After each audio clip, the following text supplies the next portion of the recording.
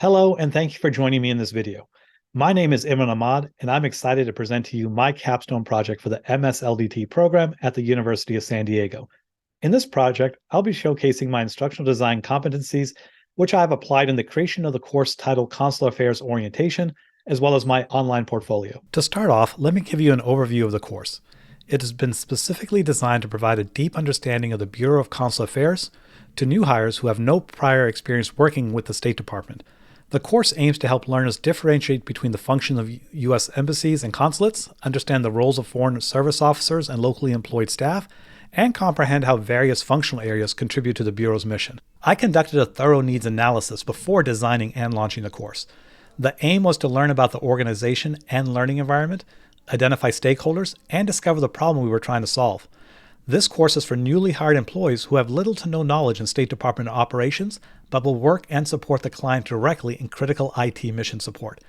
Lack of knowledge of consular affairs impacts the new hire's ability to learn complex applications and the purpose it serves during their continued onboarding process and involvement out in the field. I also conducted a learner analysis to uncover their demographics, prior knowledge, potential issues related to equity and inclusion.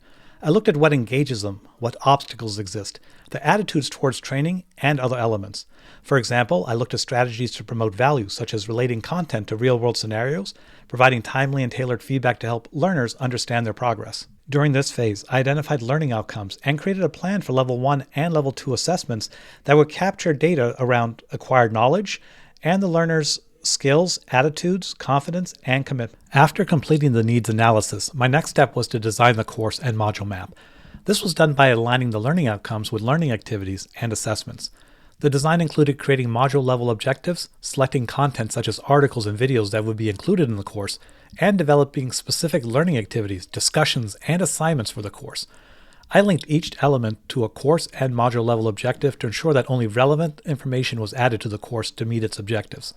The course and module map served as a blueprint to develop the course. Learning objectives of this course are specific, measurable, achievable, relevant, and timely. They were crafted with the intention to clearly state the course's intentions to the learners and provide them with an opportunity to map out their learning and progress. Bloom's taxonomy was also factored in when crafting the objectives, as certain verbs are more appropriate for lower and higher level thinking. Additionally, the knowledge dimension was considered, which includes factual, conceptual, procedural, and metacognitive knowledge. Each knowledge dimension has a corresponding objective. For instance, differentiate between the roles of foreign service officers and locally employed staff by providing specific examples is an objective in the course where the knowledge to be acquired is procedural, and the cognitive dimension requires learners to analyze how different groups of people are related to one another. At the start of each course module, carefully selected readings are provided to learners to establish a strong foundation in the subject matter, even if they have little prior experience.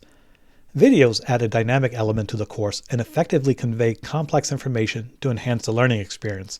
Additionally, interactive presentations are used to explore various topics further. I've included videos throughout the course for learners to view and then respond immediately to a question right after watching the recording. And this approach is designed to engage participants through multimedia and reinforces key concepts. It also encourages immediate application of knowledge. Let's take a look at an interactive presentation included in the course. Here, learners are taking a look at the difference between embassies and consulates. And as they're going through the material, I just want to point out here's one example of chunking information. So we have interactive tabs, embassy, what is a consulate, what is a mission, so that we can kind of keep focused on one topic at a time, and learners are controlling when they're ready to move forward. And as they go through the material, they're going to come into a sorting exercise, so they get a chance to immediately apply their newly found knowledge and receive immediate feedback before moving on. And also in the next section, within this interactive presentation, we chunk data once again, functions and services, but when they get to the bottom after going through this material, they'll run into an interactive scenario. And this is a real life based scenario based on a US company doing business in a foreign country. And they're going to receive immediate feedback based on what they've learned. And then this interactive presentation ends with a 2-question knowledge check. And these knowledge checks are real life scenario based questions that gets the learner to think and reflect and apply what they've learned into these scenarios and to select an answer. And once again, when they select an answer, they'll receive immediate feedback. Engaging in discussions is essential for exchanging knowledge among learners. Both initial and peer responses are integrated into each module, fostering a community of learners sharing diverse perspectives on the subject matter. Here's an example of a discussion post in Module 1 of the course. Learners will recall the articles they read about the department's mission earlier and the videos they watched, and they're going to connect that information to the role they applied for and got hired to fulfill. They'll be required to enter an initial post, and then they'll work with their peers who are also in the similar boat as they are as new hires, and they'll respond to two of their peers. This promotes a collaborative environment and also a social environment for learners to learn. Other presentations in the course include a virtual reality environment inside a U.S. embassy. Here, learners will experience a virtual reality scenario of what it's like being inside a U.S. consulate, especially when you can't physically be there during the training environment. And as this loads, you'll see that it opens up a world where the learner is able to go from room to learn about what goes on inside a U.S. consulate, as well as some of the people that work there and the applicants who come there for the consular services. In addition to the virtual reality environment, there's also a short presentation or micro-learning on what is the difference between officers and local staff. This opens up a short presentation, manages a cognitive load by keeping to the core essence on the differences and each role's responsibility. I've included learning activities to facilitate the acquisition, reinforcement, and application of knowledge, skills, and attitudes in a structured manner.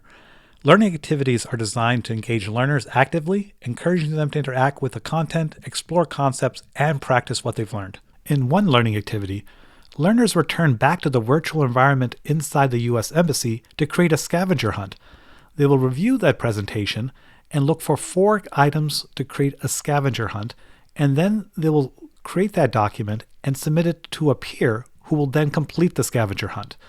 This allows critical thinking on part of the scavenger hunt creator as far as looking for key items for someone else to find, and then it allows that scavenger hunter or their partner in the activity to reflect back on what others think may be key concepts and search throughout that embassy to find that information. And then they'll return that completed scavenger hunt back to that initial creator for review, as well as submit it to the instructor. And you get a collaborative learning environment as well, and peer and social learning. At the end of each module, there's a brief quiz that functions as an evaluation of the learner's understanding before proceeding forward. Additionally, the learner receives personalized feedback on why their response was either right or wrong. And this quiz reinforces the main ideas and enables learners to evaluate their current understanding of the subject matter. The final assignment, due on day 5, challenges learners to synthesize acquired knowledge into a personal plan, allowing for a practical application of the course content. I want to touch upon this assignment. To help learners complete the assignment, I start off with an introduction, the purpose of the assignment and what we're looking for, followed by directions and materials.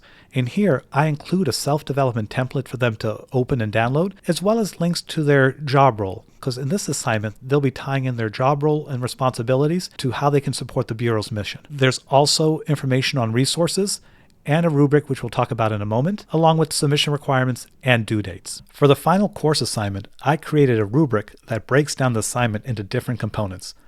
Each component has a clear description of the rating levels.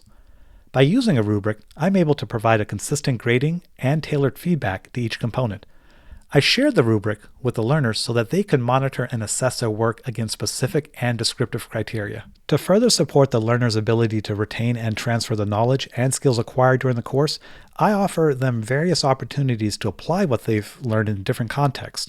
These activities serve as a crucial link between theoretical understanding and practical application, which helps learners to confidently and effectively apply their knowledge outside the course environment. To recap the Consular Affairs Orientation course, I want to talk a moment about the navigation and layout of the course. When a learner logs into the course through the LMS, they'll be presented with course information, which lets them know this is an asynchronous course, the dates of the course, and a course description. That will be followed by instructor information on who their instructor is, a personalized welcome announcement to make them feel that this is a personalized course and there's someone out there encouraging them and supporting them, along with an Ask Your Instructor form so they can ask questions throughout and not feel alone and isolated. Then we'll move into the introduction, and we'll start off with grabbing the learner's attention by watching a motivational video and replying back to a responsive question. Then we'll talk about the introduction to the course, followed by course level objectives, a course overview video that outlines the different activities and format that this course will take and some of the expectations for the learner, and followed by a course outline which talks about Module 1 and Module 2. Now further below, we'll see Module 1 and Module 2, and they have a similar format. They start with a Module 1 overview,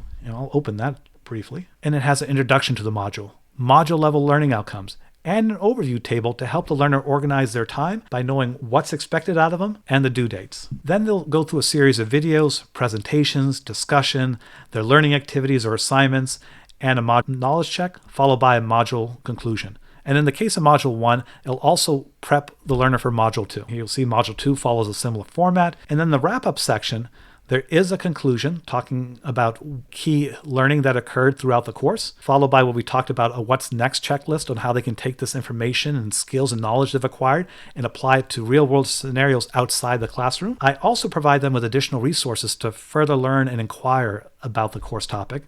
And it follows by just a commitment pledge that they're ready to take the next steps to continue their learning and prepare themselves for success. Finally, we have that post-course survey, which is a series of qualitative and quantitative questions. Here we have an example of Likert scale questions assessing level 1 and level 2 feedback.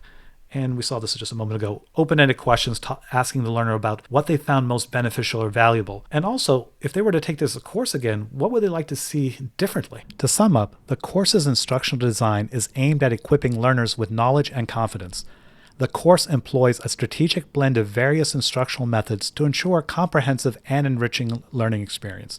This course demonstrates my dedication to effective instructional design and achieving the learning outcomes. In addition to my Consular Affairs Orientation course, I want to share my instructional design portfolio with you. Here's the opening page, which talks about my approach to learning design, just a brief statement, and what they'll find on the page that follows. In my About Me page, I talk a little bit more about where I started, how did I get to instructional design, where I'm at currently, and what I plan to do in the future, as well as a little bit more about me that's not related to instructional design, but lets my audience know some of my pursuits, interests, hobbies, and some of my experiences that I'll bring into the instructional design process. And I've also listed my educations and certification. Now the highlight is the portfolio, and I've selected 5 artifacts that showcase a diverse set of instructional design methodologies and outputs intended for diverse audiences. Each of these portfolio items follows a certain structure. First, I'll start off with an overview explaining the purpose behind this learning experience, and I have some screenshots here as well.